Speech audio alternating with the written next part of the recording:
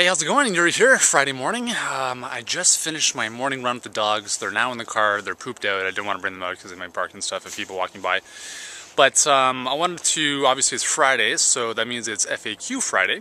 And I wanted to take a moment to answer two questions today. So first off, I want to allude back to the first video that I put together for you guys when we're talking about, I was actually in the same forest and we're talking about why sit-ups don't burn belly fat, simply because they're too small of an isolated, they're an isolated movement, they don't generate enough body heat. And I use the analogy of wearing a jacket, and if you did some exercise that would generate enough heat to make you want to take off that jacket, that would pretty much be a good way of burning not only belly fat, but overall fat. Because when we're talking about losing belly fat, you can't spot reduce, as I've mentioned, okay? When we're looking at losing belly fat, what that essentially means is that we're losing total body fat. Okay, so we're looking at under the chin, under the arms, the thighs, hips, and the abdominal section as well. Okay, that's a very important distinction to make. So the reason I'm putting this together right now is because my body is absolutely boiling. So what did I do this morning? Well, we went for about, I don't know, maybe about 4 or 5K.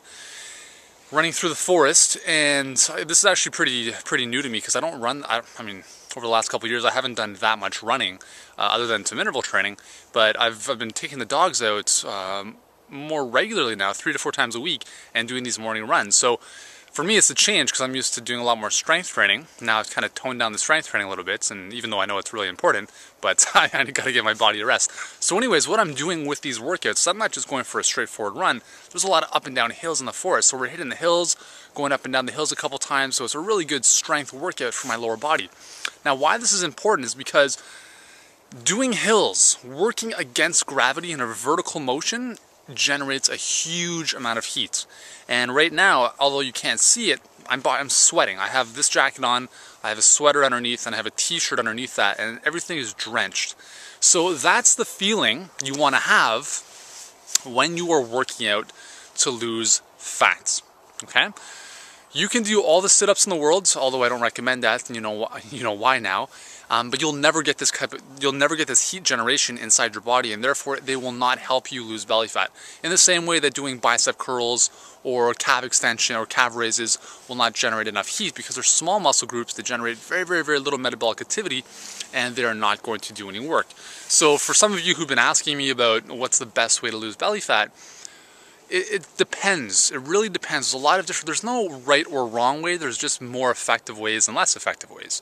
For me right now, what's working are these morning workouts, hitting the hills with the dogs. It's good for them, it's good for me. I'm noticing a huge difference in my cardiovascular improvements or aerobic capacity. And obviously I've probably dropped a couple, maybe 1 to 2% body fat over the last 3 weeks just doing this.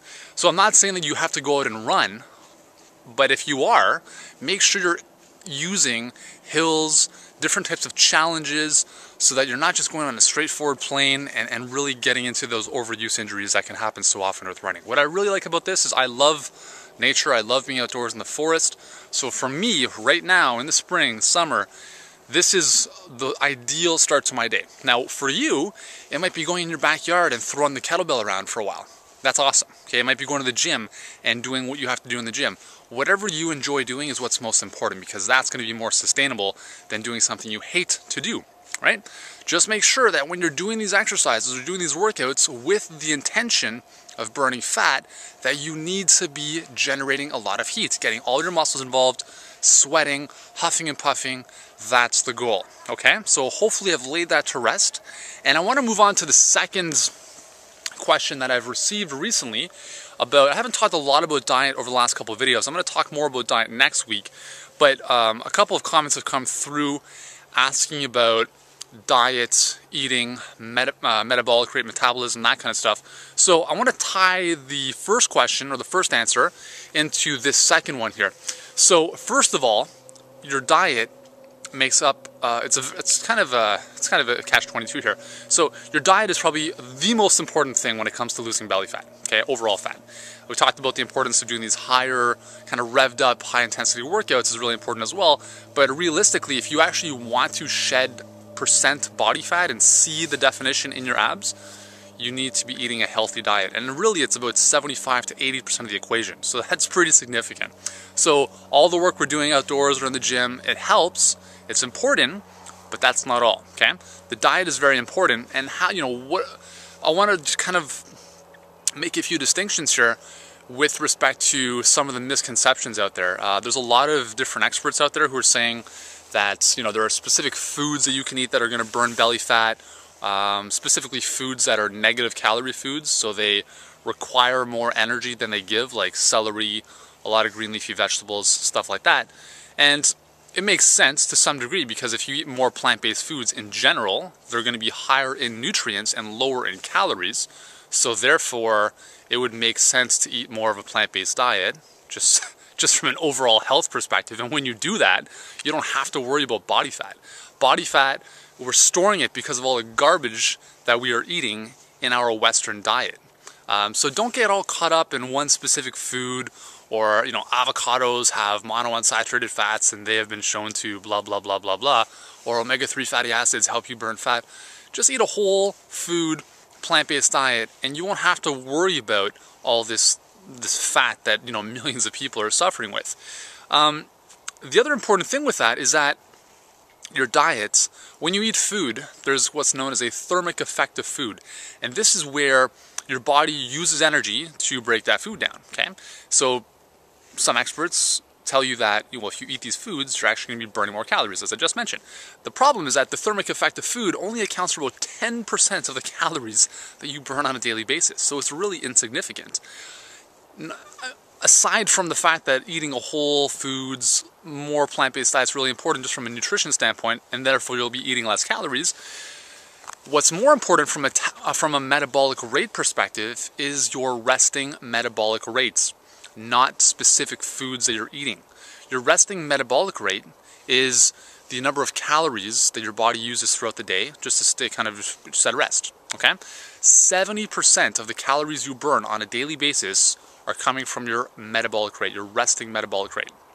So you need to be doing things that are going to increase your metabolic rate. And unfortunately, the diet stuff doesn't have much to do with that. It's really about the exercise and building muscle. Here comes a little dog. I'm just going to say, hey. Little doggy interlude. Hey, buddy. How you doing?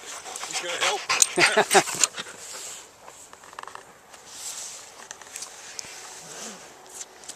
Okay, so again, the exercise is really important to building the muscle, and that's what's going to maintain your metabolism as you age, right? Because metabolism, your metabolic rate, is dependent on your weights and specifically your lean mass. That's really the two most important things.